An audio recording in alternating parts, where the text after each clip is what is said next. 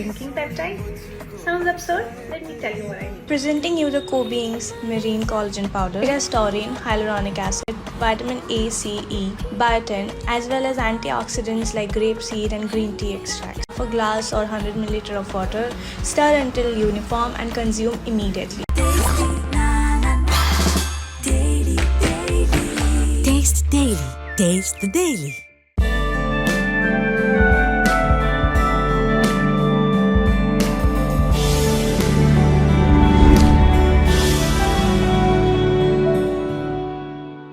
இன்றைய சாய் விசித்ரா சின்னத்திரை நிகழ்ச்சியில் இடம்பெறுகின்ற விருந்தினர் நடிகரும் சின்னத்திரை நடிகர்கள் சங்க தலைவருமான சிவன் சீனிவாசன்.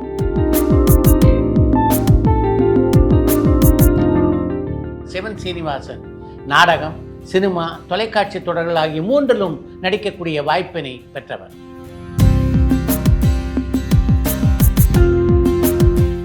தன்னுடைய கணீர் குரலால் லட்சக்கணக்கான ரசிகர்களை ஈர்த்துள்ள சிவன் சீனிவாசன் தன்னுடைய கலை பயணத்திலே தான் பெற்ற பல அனுபவங்களை இந்த நேர்காணலிலே பகிர்ந்து கொண்டிருக்கிறார்.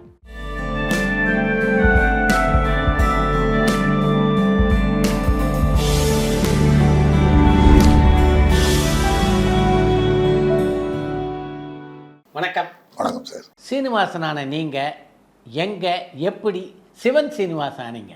அதாவது அன்சா விஷன் நிறுவனம் வந்து திருவிளையாடல் புராணம்னு சன் டிவியில் ஒரு சீரியல் பண்ணாங்க. அப்போ அது வரைக்கும் என் பேர் சீனிவாசன் தான் இருந்தது. அதே காலகட்டத்தில் தெலுங்கில் ஒரு படம் பண்ணேன், சிவனா பண்ணேன். அன்சா விஷனில் பண்ணும்போது பார்த்தீங்கன்னா அது கிட்டத்தட்ட சன் டிவியில் ஒரு 1.5 வருஷம் 2 வருஷம் நல்லா போச்சு. அது அதில் வந்து சிவன் வேடங்கள் வந்து கிட்டத்தட்ட ஒரு 10 கெட்டப், அந்த சிவன் இதே ஒரு 10 கெட்டப் போட்டிருக்கேன். அது வந்து ஒரு நல்ல பேர் இருந்தது. அப்படியே அந்த சீரியல் பார்க்க பார்க்க பார்க்க பார்க்க பார்க்க அந்த அங்கே அன்சா விஷனில் சாரின்னு ஒருத்தர் இருந்தார். அவர் வந்து வாங்க சிவன் வாங்க சிவன் அப்படின்னு கூப்பிட ஆரம்பிச்சிட்டாரு. அதுக்கப்புறம் அந்த சீரியல் முடியும் போது முதல்ல அவர் என்ன பண்ணாருன்னா அந்த டைட்டிலில் வந்து சிவன் சீனிவாசன் போட்டார். போட்டோன்னா அதுக்கப்புறம் அந்த சீரியல் முடிஞ்சதுக்கப்புறம் அது சிவனுடைய அருளோ என்னமோ அந்த தொடர்ந்து ஒரு 2-3 ஆண்டுகள் வந்து எனக்கு சிவன் வேடங்களாக நிறையா கிடைச்சிது. தெலுங்கு படம் நடித்தேன். அப்புறம் ஒரு டாக்குமெண்ட்ரியில் சிவனை ஆக்ட் பண்ணேன். எங்கே பிராமணன் சொல்லிட்டு சோ சார் பண்ணார். அதில் சோ சார் என்ன பர்டிகுலராக என்ன சொல்லி அந்த சிவனுக்கு அவர் தான் வேணும்னு சொல்லி அதே மாதிரி அந்த சிவன் வேஷமாக அதில் நடித்தேன். ஸோ இது வந்து எனக்கு அன்சா விஷனில் இந்த மெயினாக ஒரு 1.5 வருஷம் 2 வருஷம் வந்து மக்களால் ஒரு பெரிய பேர் கிடைச்சதால அது சிவன் சீனிவாசன் ஆயிடுச்சு. எப்படி தொலைக்காட்சி தொடரில் நடிக்கக்கூடிய வாய்ப்பு உங்களுக்கு அமைஞ்சது? தொலைக்காட்சி தொடருங்கிறது வந்து சார் நான் வந்து ஆக்சுவல் வந்து எங்கள் ஊரில் வந்து நான் வந்து பிளாக் டெவலப்மெண்ட் ஆஃபீஸ்னு ஒரு ஆஃபீஸ் இருக்குது. அதில் தான் நான் ஒர்க் பண்ணேன். டெம்பரரியாக ஒர்க் பண்ணிகிட்டு இருந்தேன். அப்படியே ஒர்க் பண்ணிகிட்டு இருக்கும்போது எங்கள் ஊரில் வந்து எனக்கு சின்ன வயசில் இருந்த நாடகங்கள் அது இது நடித்து அப்படியே பழகினேன். காரைக்கால் என்னுடைய நேட்டிவ் காரைக்கால். அதில் வந்து ஒரு 8th படிக்கிறப்போ ஒரு ட்ராமா பண்ணேன். அது ஃபஸ்ட் ப்ரைஸ் கிடச்சிது எனக்கு நடிப்பில். அதுக்கப்புறம் அப்பப்போ ஸ்கூல் ட்ராமாஸ் அதெல்லாம் பண்ணிட்டு இருந்தேன். மெயினாக வந்து எஸ்எஸ்எல்சி படிக்கும்போது நாங்கள் படிக்கும்போது எஸ்எஸ்எல்சி படிக்கும்போது அதில் வந்து எங்கள் ஊரில் அந்த காரைக்கால் அம்மையார் கோயில்னு சொல்லி இருக்கும், மாங்கனி திருவிழா நடக்கும். அதில் வந்து முதல்ல வந்து நல்லதே நடக்கும் அப்படின்னு சொல்லி ஒரு நாடகம். அதில் எங்கள் சில நம்ம நண்பர்கள்லாம் ரொம்ப கம்பல் பண்ணி அதில் நடிக்க வச்சாங்க. அதில் பார்த்தீங்கன்னா இன்றைக்கி வரைக்கும் அது நான் நடிச்சிட்டு இருக்கேன். அந்த ஊரில் வருஷத்துக்கு ஒரு முறை போய் நடிச்சிட்டு இருக்கேன். ஆமாம் ஆமாம். இது வரைக்கும் ட்ராமா ஸ்டேஜ் பார்த்தீங்கன்னா கிட்டத்தட்ட நான் வந்து ஒரு 5250 ஸ்டேஜ் பண்ணியிருக்கேன். அதனால் எனக்கு அந்த மாதிரி ஒரு நாடகங்கள் மாதிரி இன்வால்மெண்ட் இருந்ததால் நான் அப்படியே வேலையில் இருந்துட்டு நடுவில் அப்படியே சென்னைக்கு வந்து வரும்போது இப்போ தூர்தர்ஷன் சார், தூர்தர்ஷனில் நான் ஹீரோ சார். ஏன்னா கிட்டத்தட்ட தூர்தர்ஷனில் ஒரு 100 பிள்ளை கிட்டத்தட்ட நான் நடிச்சிருக்கேன் சார் நான். அப்புறம் தான் அதுக்கப்புறம் சன் டிவி, அது நம்ம ஜெயஸ்ரீ பிக்சர்ஸ் உங்களுக்கு தெரியும், சூரியமான் சார் தெரியும். அதுலலாம் நான் நிறையா மெயின் கேரக்டர்ஸ் நிறையா பண்ணேன். சார் பண்ணதுலாம் நிறையா பண்ணேன் நான். அதில் தான் எனக்கு தூர்தர்ஷன்லேருந்து அப்படியே வந்து சீரியல் மூலமாக நிறைய சீரியல்கள் அப்படியே நடிக்க ஆரம்பித்தேன் நான். பிரபலமான நாடக குழுக்கள் எதிலெல்லாம் நீங்கள் நடிச்சிங்க? பிரபலமான நாடக குழுன்னு பார்த்தீங்கன்னா சார் நான் நடித்ததுன்னா ஐஸ்வரி வேலன் சார் இருந்தாங்க. நான் சென்னைக்கு வந்த புதுசு. அவர் என்னை இளவரசரை தான் கூப்பிடுவார். அவர் என்னுடைய காஞ்சி ரங்கமணி கேள்விப்பட்டிருப்பீங்களா சார் நீங்கள்? மயிலாப்பூர் காஞ்சி ரங்கமணி தான் என்னுடைய புராண நாடகங்களுக்கு அவர் தான். அந்த காலத்தில் நிறைய சரித்திரம் புராண நாடகங்களுக்கு அவர் சோஷியல் நானே என்னுடைய வாத்தியார் தான் எனக்கு குரு. பிராணம்லாம் நடிக்கிறதுக்கு எனக்கு காஞ்சிரங்கமணி தான் அவர் காரணமாக இருந்தார். அவருக்குள்ள மெயின் ரோல் நான் ஆக்ட் பண்ணிகிட்டு இருந்தேன் நிறைய ட்ராமாஸு. அதில் தான் நவக்கிரக நாயகியில் நான் மெயின் கேரக்டர் பண்ணேன் நான். அந்த நவக்கிரக நாயகி தான் சினிமா ஆச்சு. கே சங்கர் சார் வந்து டைரக்ட் பண்ணார். அதனால் அந்த காஞ்சிரங்கமணி குழுவில் நான் ரொம்ப நாள் அதில் பண்ணிக்கிட்டு இருந்தேன். அப்போ இருக்கும்போது தான் ஐஸ்வரி சார் உள்ள ஒரு முறை பண்ணேன். ஒரே ஒரு நாள் தேங்காய் சீனிவாசன் சார் ட்ராமாவில் ஒரு அதுக்குள்ள ஒரு நாள் பண்ணியிருக்கேன். அப்புறம் நம்ம ஸ்ரீகாந்த் சார் தெரியும், அவர் இதில் ஒரே ஒரு நாள். அதுவும் இந்த மாதிரி பண்ணிட்டோன்னா தொடர்ந்து நான் காஞ்சிரங்கமணி குழுவில் தான் நீண்ட நாள் நடிச்சிட்டு இருந்தேன். அதுக்கப்புறம் நானே சொந்த நாடக குழு கருமாரி கிரியேஷன்ஸ்னு வச்சு, அது வந்து நான் முதல்ல வந்து காரை ஸ்ரீனிவாசன் நாடகம் மன்றம் இருந்தது. அதை கருமாரி கிரியேஷன் மாற்றினது வந்து நம்ம டைரக்டர் எஸ்பி முத்துராமன் சார், அவங்க தான் அதை ஆரம்பித்து வச்சாங்க. வந்து அதுலேருந்து கருமாரி கிரியேஷன் மூலமாக நான் எங்கே பார்த்தாலும் நாடகம். என்னுடைய நாடக குழு பார்த்திங்கன்னா இந்திய அரசு இசை நாடக பிரிவுன்னு ஒன்று இருக்குது. அதில் வந்து அங்கீகாரப்பட்டது. அது ஆடிஷன் ஆகி டெல்லியிலேருந்து செலக்ட் பண்ணுறது. அதில் என்னுடைய குழு அது மூலமாக நான் வந்து தமிழ்நாடு பாம்பே எல்லா இடங்கள்லையும் என்னுடைய நாடகம் பட்டி தொட்டி போகாத இடங்களே கிடையாது. எல்லா இடத்துலையுமே பண்ணியிருக்கேன் நான். அதாவது பஸ் போக்குவரத்து இல்லாத இடங்களில் கூட போய் விழிப்புணர்வு நான் நிறையா அது பண்ணியிருக்கேன். அது இன்றைக்கி நினச்சா அதை டிவியில் நடிக்கும்போது சரி, சினிமாக்களில் பண்ணும்போதும் சரி, அதை விடாமல் போய் மக்கள் சேவை நான் பண்ணியிருக்கேன். நாடகம், தொலைக்காட்சி தொடர்கள், சினிமா, இந்த மூன்றுக்கும் என்ன வித்தியாசம் இருக்குது அப்படின்னு நீங்கள் நினைக்கிறீங்க? டிஃப்ரென்ஸ்னால் சார் அது ஒன்று சொல்லணும். அது வந்து என்னென்னா, நாடகத்தில் வந்து நம்ம ஒரு ஒன்மோர் போக முடியாது. கரெக்டு தான். ஸ்டேஜில் நம்ம என்ன பண்ணுறோமோ மாற்றதான். ஸ்டேஜில் நீங்கள் வந்து பர்ஃபெக்ஷன் இருந்தால் தான் அங்கே போய் பண்ண முடியும். இதில் நமக்கு சினிமாவில் டிவிலெலாம் சில வசதிகள் இருக்குது. நம்ம ஒரு தப்பு பண்ணால் கூட திருப்பி நம்ம பண்ணுறதுக்கு ஒரு இது இருக்குது. பட் ட்ராமாவில் அது கிடையாது. ஸ்டேஜில் நீங்கள் வந்து அது ரிஹர்சல் பார்த்து பக்காவாக தான் நீங்கள் போகணும். அங்கே ப்ராம்ப்ட்டுங்கிறது பண்ணுறதெல்லாம் ரொம்ப ரேர். என்னை பொறுத்த வரைக்கும் ஸ்டேஜில் ப்ராம்ப்ட்டுங்கிறது இந்த அமைச்சூர் நாடகங்களில் பண்ணுவாங்க, அது பண்ணியிருக்காங்க. பட்டு பர்ஃபெக்ஷனாக அந்த ப்ரொஃபஷனலாக இருக்கிறவங்கள்ட்ட வந்து அந்த ப்ராம்ப்ட் இருக்காது, அதை பண்ண மாட்டாங்க. புதுசாக பண்ணுறவங்களுக்கு வந்து அது இருக்கும். அமைச்சர்ஸாக வரும்போது வருவாங்க, அப்புறம் ஒரு ஸ்டாண்டர்டாக பண்ணும் போது நமக்கு வந்து குருக்களே திட்டுவாங்க ப்ராம்ப்ட் வாங்கி பண்ணால். அதனால் அது ப்ராம்ப்ட் பண்ணாலும் அங்கே நேச்சுரலாக வராது. அதனால் ஸ்டேஜுங்கிறது ஒரு கஷ்டமான ஒரு விஷயம். பட் ஸ்டேஜுக்கும் நமக்கு இதுனா நடிப்புங்கிறது வந்து நீங்கள் பார்த்தீங்கன்னா உங்களுக்கு தெரியாது கிடையாது, நீங்கள் நடிக்காதது கிடையாது. நடிப்புன்னு பார்த்தீங்கன்னா அது சின்ன திரையாக இருக்கட்டும், பெரிய திரையாக இருக்கட்டும், நடிப்புங்கிறது எல்லாமே ஒன்று தான். அழுகிறது அழுக தான், சிரிக்க தான், சரி, உணர்வுகள் உணர்ச்சிகள் எல்லாமே ஒன்று தான். அது வந்து நம்ம இதுக்கு ஒன்று நடிப்பு, அதுக்கு ஒரு நடிப்புன்னு நம்ம நடிக்க முடியாது சார். அதனால் நடிப்புங்கிறது ஒரு பெரிய வரப்பிரசாதம் சார். புராண நாடகம் நடிக்கிறதுல என்னென்ன பிரச்சனைகள் இருக்குது? புராண நாடகங்கள் நடிக்கிறதுங்கிறதுனா நீங்கள் வந்து இப்போ சோஷியல் நாடகம்னா நீங்கள் ஒரு 1/2 ஹவருக்கு முன்னாடி போயிட்டீங்கன்னா லைட்டாக டச் ஒரு மேக்கப்பை போட்டுட்டு வந்து போயிடலாம். புராண நாடகம் நீங்கள் போகணும்னா 7 மணிக்கு ட்ராமானா 3 மணிக்கு நீங்கள் ஸ்டேஜுக்கு போகணும். போயிட்டு அந்த மேக்கப்பு, அந்த காஸ்ட்யூமு இதெல்லாம் பண்ணுறதுக்கு ஒரு 1.5 மணி நேரம் ஆகிடும். அந்த விக்கைகளை செட் பண்ணி வர்றதுக்கு. அதுக்கு இதுக்கும் அதான் வித்தியாசம், புராணத்துக்கும் சோஷியலுக்கும். பட் என்னென்னா அதோடைய டயலாக்கு மாடலேஷன் வேறு, இதோடைய மாடலேஷன் வேறு சார். சரித்திரம், புராணம், சோஷியல் இது எல்லாத்துக்குமே மாடலேஷன் இருக்குது சார். அதில் இருக்கிறவங்க தான் ஒவ்வொருத்தரும்.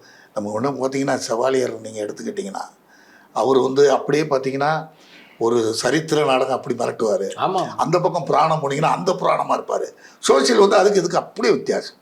ஆனால் அந்த மூணுத்துக்கும் வித்தியாசம் இருக்குது சார். எங்கேயும் பிராமணன் தொடரில் நடித்த போது ஷோவை சந்தித்து பேசக்கூடிய வாய்ப்பு உங்களுக்கு கிடைச்சதா? அது அவர் ஸ்கிரிப்ட் தான், பட் டைரக்ஷன் வந்து வெங்கட் சார் பண்ணாங்க. அது நான் நடித்த அந்த சிவன் வேஷன் வரும்போது டைலாக் அவர் தானே எழுதினார். அவர் ஒரு முறை நான் 2-3 தடவை சாரை பார்க்குற ஒரு வாய்ப்பு கிடைச்சிது. அப்போ ரொம்ப பாராட்டி ரொம்ப பிரமாதமாக பண்ணீங்க, ரொம்ப நல்லா இருக்குன்னு ரொம்ப அப்ரிசியேட் பண்ணார். அதுதான் எனக்கு சாருடைய ட்ராமா. அப்புறம் ஒரு ஸ்டேஜ் ட்ராமா நான் பார்த்துருக்கேன் நிறையா. பார்த்துட்டு அவர் சாரை போய் பார்த்து மீட் பண்ணி பேசிட்டு வர்றதுல ஒரு சந்தோஷம். நீங்கள் நடித்த தொலைக்காட்சி தொடரில் உங்களுக்கு மிகப்பெரிய பெயரை வாங்கி தந்த சீரியல்னா எதை சொல்லுவீங்க? நிறைவுன்னு ஒவ்வொன்றுலையும் எனக்கு என்ன சார், எனக்கு என்ன ஒரு ஆண்டவ முனியத்தில் எனக்கு ஒரு கிஃப்ட் என்னென்னா, சீரியல்லே எனக்கு டிஃப்ரென்ஸ் ஆஃப் கேரக்டர்ஸ் நிறையா கிடச்சிது சார். எனக்கு ஒவ்வொன்றும் ஒவ்வொரு மாதிரி கிடச்சிது. பார்த்திங்கன்னா திருவிளையாடல் பிறந்தாலே சிவன், அதில் சத்யஜோதம், வாமதேவம், தத்புருஷம், அபோரம், ஈசானம், இந்த மாதிரி 5 கெட்டப் போட்டு பேசக்கூடிய ஒரு வாய்ப்பு. அதில் 10 கெட்டப் போட்டேன் நான். அதை பார்த்துட்டு தான் அப்போ வந்து திருவிளையாடல் பிராணம் வந்து செவாலியாக இருந்தாங்க, சிவாஜி சார் இருந்தாங்க, செவாலியாக இருந்தாங்க. அவங்க இருந்து அந்த சீரியலை பார்த்துட்டு அவங்க ஸ்ரீகவி இருக்கார் இல்லையா, அவர் தான் அதில் டைரக்ஷன், கதை வசனம் டைரக்ஷன். அவர் ஃபோன் பண்ணி பையன் யாரையா பிரமாதமாக பண்ணியிருக்கான் அப்படின்னு அவர் வாயால் சொல்லி நான் அவரை சந்தித்து ஆசீர்வாதம் வாங்கும்போது அவர் பாராட்டியது என்னுடைய வாழ்நாளில் எனக்கு கிடைக்காத ஒரு பாக்கியம். அது அவர் வாயால் எனக்கு கிடைச்சது ஒரு இப்போ நினச்சா கூட எனக்கு சிலுக்குது அவர் சொன்ன வார்த்தைகள். அருமை அப்படின்னு சொன்னார். அது எனக்கு ஒரு பெரிய கிஃப்ட்டு சார். அது என்னால் மறக்கவே முடியாது. அதனால் எனக்கு என்னென்னா இந்த சீரியல் பார்த்தீங்கன்னா எனக்கு அப்புறம் பார்த்தீங்கன்னா ஸ்ரீபிரியா மேடம் வந்து ஒன்று பண்ணாங்க, சிந்து பாத்துன்னு சொல்லி. அதில் வந்து ஆனந்தக்கண்ணன் ஒரு ஆர்டிஸ்ட் சிங்கப்பூர்லேருந்து வந்து பண்ணாங்க. அவன் ஹீரோ, நான் அதில் மெயின் வில்லன். அந்த சிந்து பாத்தில் ஒரு மூசான ஒரு கேரக்டர், அது ஆண்டவரேன்னு கேரக்டர் வச்சு அது மிகப்பெரிய டிஃப்ரெண்ட் கேரக்டர். ஃபுல்லாக அங்கி முடி, அந்த டைலாக் டெலிவரி, இந்த மாடுலேஷன், வாக்கு, இதெல்லாம் வந்து எனக்கு அது ஒரு வித்தியாசமாக கிடைச்சிது. அப்புறம் முகூர்த்தம்னு சன் டிவியில் ஒரு சீரியல் பண்ணேன், ரொம்ப அற்புதமான பேர். அப்புறம் ஜேகே சார், இதில் நிறைய எல்லா சீரியலுமே எனக்கு நல்ல பேர் தான். ஏன்னா எனக்கு கிடைச்ச கேரக்டர்ஸ் அப்படி பார்த்தீங்கன்னா. அப்புறம் எனக்கு திருப்பாவைன்னு ஒரு serial JK sir Abhinaya creations உடையது, அதில் வந்து நான் ஒரு கேரக்டர் பண்ணேன். அதுதான் சார் எனக்கு பெஸ்ட் ஆர்டிஸ்ட் அவார்டு வாங்கி கொடுத்தது. தமிழக அரசோட சிறந்த நடிகர் விருது அந்த சீரியலில் திருப்பாவை மூலமாக தான் எனக்கு கிடைச்சிது. அந்த சீரியல் பண்ணேன். அதுக்கப்புறம் எனக்கு ஒவ்வொன்றும் இப்போ லேட்டஸ்ட்டாக பார்த்தீங்கன்னா விஜய் டிவியில் கண்ணே கலைமானே பண்ணேன், ஒரு வில்லனாக பண்ணேன், நல்ல கேரக்டரு. சத்யஜோதி சார் இதில் வந்து அன்னக்குடியும் 5 பெண்களும் பண்ணேன், அதுலேயும் எனக்கு வில்லனாக பண்ணேன், அதுலேயும் எனக்கு நல்ல பேர். இப்போ கரண்ட்டில் வந்து ஸ்ரீ தமிழில் 7 மணிக்கு நெஞ்சத்தை கில்லாதேன்னு போகுது. அது ஒரு பாசமுள்ள ஒரு தந்தையாக, ஒரு பொண்ணுடைய தந்தையாக நடிக்கிறேன், அதில் நல்ல பேர்.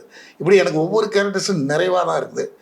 என்னை கூப்பிட்றவங்களும் அந்த மாதிரி ஒரு பர்ஃபார்மன்ஸ் பண்ணுற கேரக்டர் தான் எனக்கு ஒன்று. நானே உங்கள் கூட ஒன்று பண்ணேன்னு சார், பாக்கியராஜ் சாருடைய கதை வசனத்தில். அந்த சீரியல் கூட ஒரு எனக்கு ஒரு நல்ல பேர். ஆமாம் சார், குங்குமச்சி மலையான்னு ஒரு பேர். நாடகங்களில் நீண்ட வசனங்களை பேச வேண்டியிருக்கும், அப்படிப்பட்ட வசனம் ஏதாவது சீனிவாசனுக்கு நினைவில் இருக்கா? நீண்ட வசனம் தான் நிறையா இருக்குது சார். திருவிளையார் பணத்தில் டைலாக் ஒன்று மாடலேஷன் வரும், அது வந்து சிவன் பெரு தச்சன் எம்மை நிந்தித்தவன், அவனது வாழ்க்கையிலே அகந்தை மட்டுமே சந்தித்தவன், ஏதோ ஒரு யாகம் செய்தால் தாட்சாயினி, தடுத்தோம் யா விடுத்தோம் சொல்வல, அனைத்தும் நீ மறந்தாய், அன்பு கணவனின் கட்டளையை பறந்தாய், ஆளாய் பறந்தாய், அக்கடியில் சூழ்ந்தாய் அப்படின்னு வரும் இந்த டைலாக். அப்புறம் வந்து இதில் பார்த்தீங்கன்னா பார்த்ததும் வாய்ந்தது நெஞ்சிலிருந்த பால் நிலாமுகம், சக்தி வாய்ந்தது அவளின் பாயும் வாழ்விழி, வாய்ந்தது அவள் முன் மற்றல்ல அழகும், தேய்ந்தது மனமும் அந்த தெய்வியின் சாயலில், முகமோ நிலவின் எதிரொலி, தேகமோ பொன்னிற கதிரொலி, அசையும் கார்குழல் தோகை அவள் மூங்கில் தோளில், வார்த்தைகள் தேனென்று கூறமாட்டேன், ஏனென்றால் தேனுக்கும் சுவை கூறுவேன், சுருக்கமாக சொல்ல போனால் அவள் கூந்தலில் பூச்சூடும் ஒரு குத்து விளக்கு. இப்படி நிறைய. ராதிகாவுடைய சீரியலில் அவரோடு இணைந்து நடித்த அனுபவம் எப்படி இருந்தது? அரசின்னு ஒரு சீரியலில் வந்து எனக்கு ராதிகா மேடத்து கூட நடிக்கிறதுக்கு ஒரு வாய்ப்பு கிடைச்சிது சார். அந்த சீரியல்னா மேடம் வந்து அவங்க டபுள் ஆக்ஷன். அவங்க ஒன்று வந்து போலீஸ் அதிகாரியாக இருப்பாங்க, இன்னொரு வீட்டு தான் இருப்பாங்க. அந்த போலீஸ் அதிகாரியை கடத்திடுவாங்க. கடத்தணும்னா அதை கண்டுபிடிக்கிறதுக்காக நான் ஸ்பெஷல் பிரான்ச் போலீஸாக வருவேன் நான். அப்போ வந்து ராதிகா மேடத்தை அந்த போலீஸ் அதிகாரியாக மாற்றி அவங்கள வச்சே கண்டுபிடிக்கிறதுக்கான பிளான் போடுவேன். அந்த மாதிரி ஒரு கேரக்டர், நல்ல பிரமாதமான கேரக்டர் அது. அது மேடத்து கூட நடிக்கிறதுக்கு ஒரு வாய்ப்பு எனக்கு அந்த சீரியலில் கிடைச்சிது. ராதிகா மேடத்தை பற்றி சொல்லணுமா சார்? மிரட்டிடுவாங்க. ஸோ அவங்க கூட நடிக்கும் போதெல்லாம் நமக்கு வந்து ஒரு மேடம் பண்ணும்போது நம்மளை நல்லா பண்ணணும், அது மாதிரி அது செஞ்சது. மேடம் என்னை அதை ரொம்ப அப்ரிசியேட் பண்ணாங்க. அதில் ஒரு மறக்க முடியாத இன்சிடெண்ட் என்னென்னா, நம்ம திருவண்ணாமலைக்கு பக்கத்தில் வேளங்குறிச்சோ இன்னும் ஒரு ஊர், அந்த ஊர் வந்து ஃபுல்லாக வேளங்காடாக தான் இருக்கும். அங்கே வந்து தீவிரவாதிகளை திரத்திட்டு நான் போகிற மாதிரி ஒரு சீன். தீவிரவாதிகளை நான் அந்த என்னுடைய கேங், போலீஸ் கேங்கோட திரத்திட்டு போகிறேன். முன்னாடி தீவிரவாதிகள் ஓடிக்கிட்டு இருக்காங்க.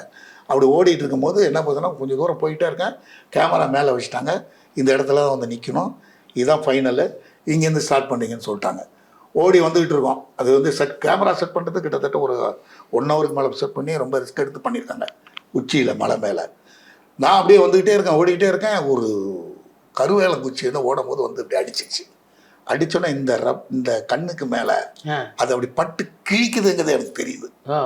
இது கிழிக்குதுங்கிறது நல்லா தெரியுது. ஆனால் மேலே கேமரா இருக்குது, நம்ம நின்றுட்டோம்னா இது வரைக்கும் பாதி வரைக்கும் ஓடி வந்த ஷாட் கெட்டு போயிடுமேன்னு சொல்லிட்டு நான் ஃபுல்லாக ஓடிட்டேன். ஓடி போய் ஃபைனலாக நின்றுட்டு அப்படி கையை வச்சுருக்கோம், ஃபுல் பிளட்டு. மறக்கவே முடியாது. உடனே மேடத்துக்கெலாம் தகவல் போயிடுச்சு. உடனே அங்கே திருவண்ணாமலையில் ஒரு ஹாஸ்பிட்டல் இருந்து உடனே அங்கே போயிட்டு டாக்டர் சொன்னார், உண்மையிலே உங்களை வந்து சிவன் தான் வந்து காப்பாற்றிருக்காரு, இல்லைன்னா அந்த ரப்ப கொஞ்சம் உள்ள போனாலும் கண்ணு இதாக இருந்திருக்கும். 18 தையல அது போட்டது, அது மறக்கவே முடியாதனால. அப்புறம் மேடம் ரொம்ப விசாரித்து ரொம்ப கேட்டாங்க. அது என்னால் மறக்க முடியாத அந்த அரசி சீரியல்னால் அது எனக்கு ஞாபகத்துக்கு வரும். சினிமா, நாடகம், தொலைக்காட்சி எதுவானாலும் அவ்வப்போது சில பிரச்சனைகள் வரும். ஆமாம் சார். அது மாதிரி நீங்கள் ஏதாவது பிரச்சனைகளை சந்திச்சிருக்கீங்களா? இல்லை சார், என்னை பொறுத்த வரைக்கும் நான் நடித்த தொடர்களாக இருக்கட்டும், நான் நடித்த படங்களாக இருக்கட்டும், நாடகங்களில் நிறைய நம்ம சந்திச்சிருக்கோம், போகிற இடங்களில் வர இடங்களில். இதில் பொறுத்த வரைக்கும் எனக்கு பிரச்சனைகள்னு எனக்கு இது வரைக்கும் அந்த மாதிரி எதுவும் ஏற்பட்டதில்லை சார். திரைப்படம் நடிக்கக்கூடிய வாய்ப்பை உங்களுக்கு பெற்று தந்தது யார்? சென்னைக்கு வந்துட்டு போகிறேன் சார். காரைக்காலில் வந்துட்டு ஓடிடுவேன். முத்துராம் சார் கூட சொல்லுவாங்க, நான் ஊருக்கு போயிருப்பானே அப்படிப்பாங்க. அப்போ சாரை பார்க்கும்போது எனக்கு முதல்ல அந்த உயர்ந்த உள்ளம்னு ஒரு படம் சார், கமல் சார் படம். கமல்ஹாசன். அதில் வந்து ஒரு மாப்பிள்ளை கேரக்டர் வரும். அந்த என்னை வச்சு அந்த சாங்கே வரும், என்ன வேணும் தென்னுங்கடாயிடும் இஷ்டம் போல் விட்டுங்கடாயிடும். அந்த மாப்பிள்ளை நான் தான் பண்ணேன். அந்த மாப்பிள்ளை சாங் ஃபுல்லாக இருப்பேன். அதுக்கப்புறம் வந்து கமல் சார் அதில் தான் தன்னுடைய இதெல்லாம் சொத்தெல்லாம் இழந்துட்ட மாதிரி ஒரு கதை ஆரம்பிக்கும். அதில் வந்து அந்த வீடியோவில் மறுபடியும் போட்டு இந்த மாப்பிள்ளை மணி என் ஃப்ரெண்டு கல்யாணத்துக்கு போனது மாதிரி ஒரு கேரக்டர். அது கிட்டத்தட்ட ஒரு 3 நாள் ஷூட் பண்ணாங்க ஏவிஎம்மில். அது எஸ்பி முத்துராம் சார் தான் என்னை கூப்பிட்டு அந்த பையனை கூப்பிடுங்க அப்படின்னு சொல்லி அந்த படத்தில் அதான் முதல் படம். ஆமாம், அதான் அதில் தான் ஆரம்பித்தேன். அப்படி ஆரம்பித்தேன். அந்த காலகட்டங்களில் தான் மிருதங்க சக்கரவர்த்தியில் நம்ம கலைஞான சார் வந்து அதில் வந்து எனக்கு நல்ல டயலாக் கூட நல்ல சீன் கொடுத்தாங்க. நம்மளுடைய செவாலியர் சார் கூட நடிக்கிற ஒரு பாக்கியம் கிடைச்சிது. பட் படத்தில் அது என்ன காரணமோ அது அந்த டயலாக் வரல. சீன் மட்டும் ஒரு வீடு விற்க வர சீனில் அப்படி போங்கன்னு சொல்கிற மாதிரி இருக்கும். ஏன்னா எனக்கு அதெல்லாம் மறக்க முடியாது. அந்த டயலாக்கை நீங்கள் தானே சுச்சந்திர சுப்பையாப்பில் ஆமாம் பாரு, உங்களுக்கு வீடு விற்கிறதுல முழு சம்மதம் தானே ஆமான்னுவார். அப்போ இதில் கையெழுத்து போடுது, இவ்வளோ டைலாக்லாம் இருந்தது. பட் படத்தில் வந்தது அந்த சீன் மட்டும் இல்லை. அதில் வந்து பண்ணும்போது எனக்கு அவர் கூட பண்ணது எனக்கு ஒரு பெரியதான். இந்த மாதிரி வர ஆரம்பிச்சதால நான் என்ன பண்ணிட்டேன், என்னுடைய கவர்மெண்ட் வேலையை பர்மனெண்ட் ஆகிற டைமில் விட்டுட்டு வந்துட்டேன். இனி சினிமா அது எப்படி சார் ஒன்று மண்டலே இருந்ததுக்கு அப்புறம் அதுக்கப்புறம் அடிக்கடி முத்துராம் சார் கூட சொல்லுவார், நீ ஒழுங்கா வேலைக்கு போ. அப்புறம் ஒரு நாள் அதே முத்துராம் சார் ஒரு மேடையில் ஒரு விழாவில் வந்து சொல்லும்போது, எப்படியோ சின்ன தெரியோ பெரிய தெரியோ சாதிச்சுட்டு ஒரு சிவன் சீனிவாசன் பேரை வாங்கிட்டேன், அதுதான் உன்னுடைய முயற்சி, நான் பாராட்டுறேன்னாரு. அது பெரிய எனக்கு ஏன்னா அடிக்கடி வேலைக்கு போன்னு சொல்லுவார் சார்.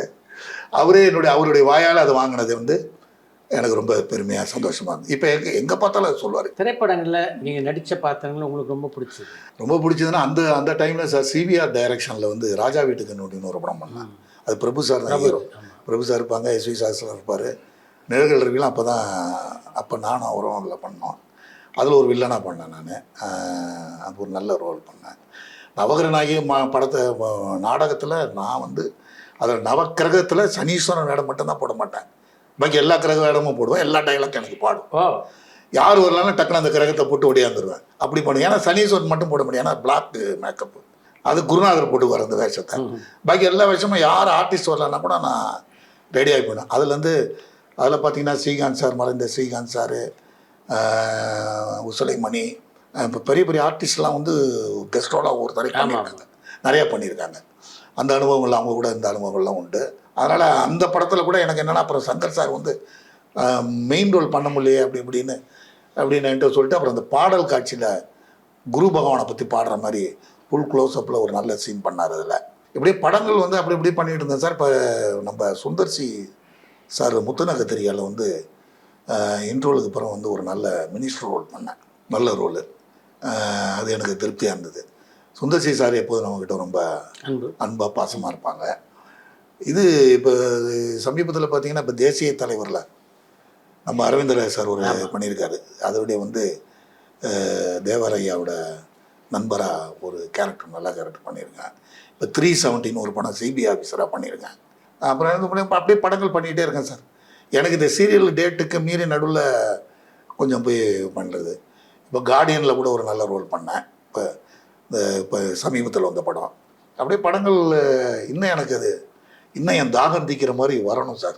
தொலைக்காட்சி தொடரில் பொறுத்த வரைக்கும் உங்களுடைய நடிப்புக்கு தீனி போடுற மாதிரி பல கதாபாத்திரங்கள் அமைஞ்சது. அப்படிப்பட்ட கதாபாத்திரங்கள் சினிமாவில் அமையலையே அப்படின்ற எண்ணம் இருக்கு, ஃபீலிங்ஸ் சீனிவாசனுக்கு உண்டா? இருக்கு சார், இருக்கு. எனக்கு என்னன்னா, அதாவது சின்னதோ பெருசோ அதை நம்ம மனநிறைவோடு செய்யணும். ஒரு சின்ன வேஷமாக இருந்தாலும் அதை சிறப்பாக செய்யணுங்கிறத நான் எப்போதுமே மனசில் வச்சுக்குவேன். நான் அது என்னன்னா, ஒரு சின்ன சீன் தான் ஒருத்தனை பெரிய லெவலில் கொண்டு போய் விடுறது. சரியான சீன் அமைஞ்சால் அதுதான் லைஃப். அந்த இடத்துல நம்ம கோட்டை விட்டுட்டோம்னா அப்புறம் எவனை கூப்பிடாதீங்க அப்படிங்கிற மாதிரி வந்துடும். நமக்கு வந்து அந்த பேர் இருக்குது, சிவன் சீனிவாசன்னா ஒரு நல்ல ஆர்டிஸ்ட் அப்படிங்கிறது ஒரு பேர் இருக்குது. அதனால் நீங்கள் கேட்குற மாதிரி எனக்கு அந்த மாதிரி தீனி போடுற மாதிரி எனக்கு இன்னும் அமையலை சார். அமையணும். அமைஞ்சதெல்லாம் சின்ன சின்ன வேஷமாக நல்லா அமைஞ்சிருக்குன்னா குறை சொல்லலை. பட் இன்னும் நான் எதிர்பார்க்குற அளவுக்கு எனக்கு அமையணும். தொலைக்காட்சி நட்சத்திரங்களை சினிமாவில் பயன்படுத்துறதுல இயக்குநர்களுக்கு ஒரு தயக்கம் இருக்கா? எந்த காலகட்டத்தில் சின்னத்திரை நடிகர்கள் சங்கத்துக்கு நீங்கள் தலைவரானீங்க? அதாவது சார் 2003. அந்த 2003க்கு முன்னாடி நான் வாய்ப்பு கேட்டு அலைஞ்சது வந்து வெங்கட்ரங்கப்பிள்ளை திருவல்லிக்கேணி. அங்கே பார்த்த சாரதி சாவி சபான்னு ஒன்று இருக்கும். ஆமாம். கொஞ்சம் அந்த தெருவில் தான் கொஞ்சம் நான் தங்கியிருந்தது கொஞ்சம் தூரம் ஒரு வீட்டில் வசந்து குடியிருந்தாப்புல. நாடக காவலர் மனோகருடைய நாடகங்கள்லையும் நீங்கள் பணியாற்றிருக்கீங்க. மனோகர் அப்படின்னு சொன்ன உடனே உங்கள் நினைவுக்கு வர்றது எது சார்? ஒரு பக்தி, ஒரு கலை, ஒரு நாடகம் அப்படின்னா அந்த பக்தி அவர்கிட்ட தான் சார் பார்க்கணும். அதாவது அந்த ஸ்டேஜுக்கு வருவார், அவர் பார்த்து அவர் வரப்போது அந்த கம்பீரத்தோட வர, அதுக்கப்புறம் பின் ட்ராப் சைலன்ஸ் இருக்கும் சார். சீன்லாம் அந்த 15 நாள் ரிஹர்சல் பண்ணுவார். நான் நிறையா பார்த்துருக்கேன். அதெல்லாம் ஒவ்வொன்றும் ஒரு வெயிட்டு சார். அந்த நிமிஷத்தில் ஆர்டிஸ்ட் அவர்களெல்லாம் சீன் மண்டையில் விழுந்துடும்.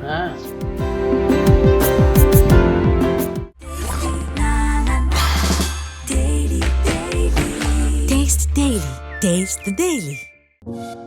பரபரப்பான சினிமா செய்திகள், நட்சத்திரங்களின் பேட்டிகள், சினிமா வரலாறு ஆகியவற்றை பார்க்கவும் படிக்கவும் உங்களுக்கான இணையதளம் tourantalkies.co.